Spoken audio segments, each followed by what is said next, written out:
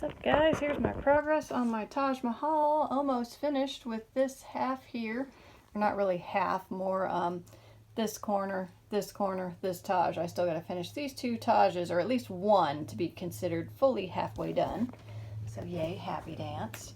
It's looking lovely. I'm very happy with it. Now, the only issue I have is continuing on. I can't decide what I want to do next.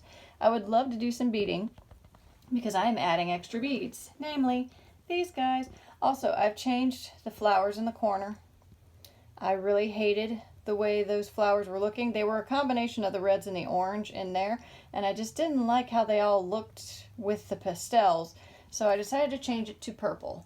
So I used this purple thread for that, and I left the leaves the right color. There was an orange color in here too, and I removed that, but I left most of the leaf colors.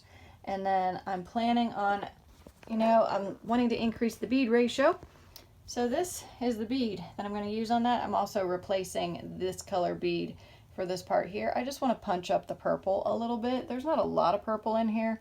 There's some around the center, there's some here, and then this part here. So I thought, you know what, let me just punch up the purple. And I like how this color flow goes. They're kind of royals for the most part, but this one's still pastel-y enough that it goes with all this pastel stuff without throwing it off.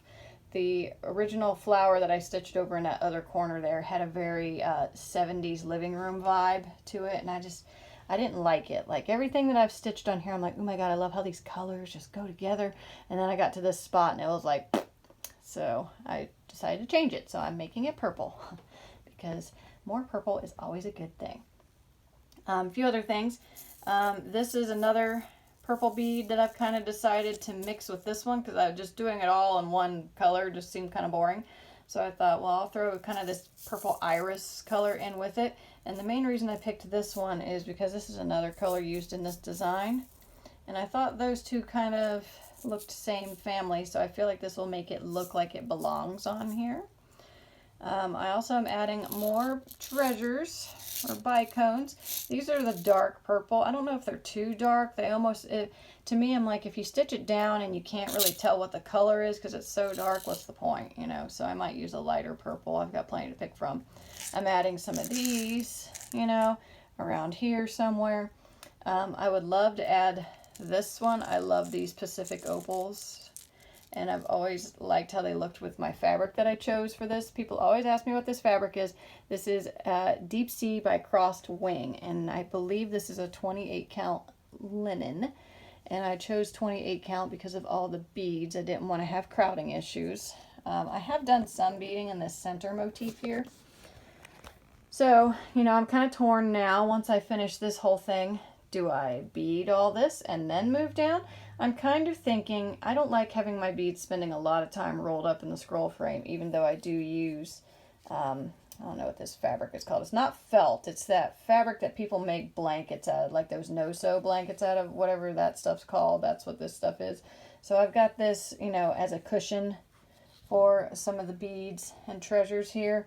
So they don't get too much pressure put on them, but I don't like having something rolled up in the scroll frame for too long, regardless of what kind of protective measures I'm taking. That, and sometimes when there's a few treasures in a certain spot, that area pulls more and then you get a sagging area. So I think what I'm going to do is I'm going to scroll down to the middle. I will fully bead the middle to give myself just a little beading satisfaction.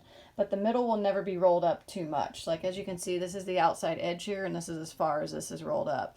So even when I come down to the other end, the other half of this is probably still going to be stuck out. This whole square is finished, by the way. And hey, you get a view of my back. Some of you guys I know are kinky and like to see the back, so there you go. I don't give a shit what my back looks like, by the way. So if you're like, doesn't look perfect, I don't care. Especially as you can see my beading thread there. I go all over with that. Because it's like I am not anchoring and then coming back. That, especially when I'm beading, I pluck the cap off and I pour some beads in it and I sit it there. So I have all these little wells of beads sitting on here. So I like to flip as minimally as possible. So I will carry over unless it's like, I wouldn't go from like here all the way to there. Something crazy like that, but I will try to find a pathway. And, I'm a cross-country stitcher, so I'm a cross-country beader as well. So there's that, but I'm loving how it's looking. I love how the color is popping. I love how the colors complement each other. It's so pretty. I love how the silks just have this lovely sheen to them. Another thing I haven't decided is if I'm doing the stitching on top of this. I'm not 100% sure. I kind of like it the way it is. So I'm saving that till I've got the other Tajes done. That, and I've noticed, like, I did this one completely except for back stitching. And I realized, like, I probably should have waited till I had some of these done. Like, for instance, these little half stitches here. That's all there is right there. So I literally pulled this thread, did these 3 half stitches here on each side, and then I was done. So I'm going to save that until the next 3 are done. That way it's more worth my while to pull that thread. So, but yeah, that's where I'm at with that. So thanks for watching, and I'll update you guys when I got more stuff done.